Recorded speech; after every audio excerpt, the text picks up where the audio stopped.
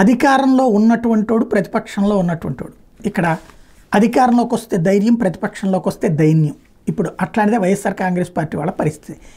తాజాగా బాపట్ల జిల్లా రేపల్ల నియోజకవర్గంలో ఏదైతే బోషయ్య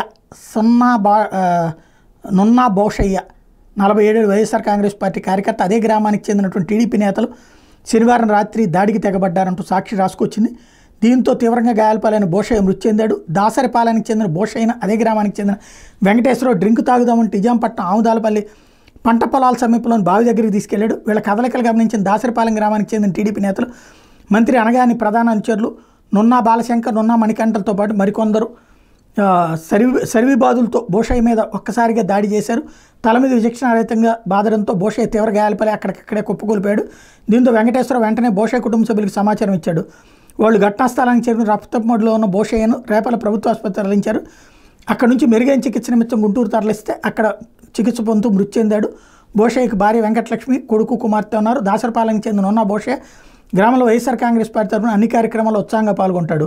బోషయ్యని హతమార్చితే గ్రామంలో టీడీపీకి తిరుగులేదని భావించిన గ్రామానికి చెందిన టీడీపీ నాయకులు ఈ పథకం పన్నారన్నటువంటిది సాక్షి చెప్తున్నది.